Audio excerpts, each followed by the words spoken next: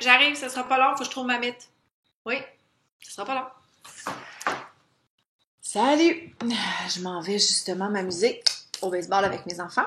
Ben justement, en parlant de receveurs, tiens, je pense qu'on pourrait regarder ensemble une petite capsule sur les déterminants. C'est parti! Le déterminant fait partie de la classe de mots variables, comme le nom, dans ce qu'on avait vu dans une capsule précédente. Okay? La différence, c'est que le nom, si tu te souviens bien, c'était un donneur d'accord. Tandis que le déterminant, ben lui, c'est un receveur d'accord.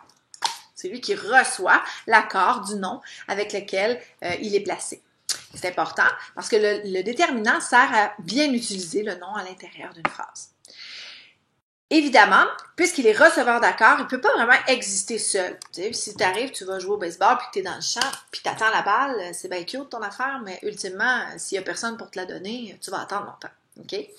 Donc, le déterminant, c'est un petit peu ça, sa réalité. Ici, je t'ai mis des exemples. Le Québec, les hommes, des fleurs, quelques heures. Il existe plusieurs sortes de déterminants. En fait, il y en a une dizaine, mais moi, je vais t'en présenter 7, puis j'en ai regroupé 2 ensemble. OK? Le déterminant indéfini représente une quantité peu précise d'une réalité. Par exemple, si je te dis des bananes, je ne sais pas trop combien il y en a. OK? Par contre, si je te dis je vais manger une banane, je ne sais pas laquelle non plus que je te parle en ce moment, d'accord? Donc, c'est pour ça que je te dis peu précis. Là-dedans, tu vas retrouver le beaucoup de, tellement de, très peu de, quelques, par exemple. Ce sont aussi des déterminants indéfinis. On ne sait pas trop la réalité, elle est peu précise. Le déterminant défini, ou le déterminant article, c'est le même nom, lui, il vient parler d'une réalité très spécifique. Par exemple, si je te dis je vais manger la banane, ben c'est celle-là que je vais manger. Je ne vais pas manger aucune des 3 autres, je vais manger celle-ci. D'accord? Tu vas retrouver le le, la, le lait et le L apostrophe, évidemment, dans ces déterminants-là.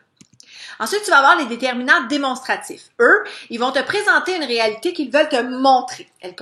Ils commencent toujours par un C. OK? Ce, c'est, cette, OK? Ou encore le CET, qui est là au masculin, tout simplement pour nous aider à gérer la phonétique de certaines situations. Si je mets le déterminant démonstratif ce devant un mot qui commence par un H muet ou une voyelle, à ce moment-là, je vais écrire CET et je vais le prononcer set. Par exemple, si je te dis ce bel homme, ça va bien. Cet homme, ben là, c'est un H muet, j'ai pas le choix de venir mettre, parce que si je disais ce homme, ça serait moyen. Ici, je t'ai donné un exemple. Cet hélicoptère, ce grand hélicoptère, ou cet avion, ce grand avion. Dans le déterminant possessif, en fait, on a une appartenance, donc une réalité d'appartenance. Okay? Si je te dis ma balle, c'est ma balle à moi. D'accord? Si je te dis mon crayon, c'est mon crayon à moi. Ton crayon, son crayon. Okay? Sa balle, etc. Tu dois manger ton repas. Donc, tu dois manger le repas qui est devant là, puis c'est le tien. D'accord? Alors, encore une fois, avec les ta, ma et sa, si on est placé devant un mot qui est féminin et qui commence par un H muet ou une voyelle, on n'aura pas le choix, par question de phonétique, de remplacer tout ça par un mon, ton ou son. Par exemple, si je dis ta belle histoire, ça va, mais je vais dire ton histoire. Okay? Si je te dis ma boîte, ma belle boîte, ça va, mais je vais dire mon ancienne boîte, je peux pas dire ma ancienne boîte, ça sera pas correct. D'accord? Au niveau du déterminant numéral, eh bien, ils expriment une quantité, 1, 2, 3, 4, 5, 6, etc. Okay? Les déterminants numéraux sont invariables. Attention, il existe évidemment 2 exceptions. Tu as l'exception du 20 et du 100. 20 et 100 vont être variables s'ils remplissent 2 conditions. La première condition, ils doivent terminer le nombre. Okay?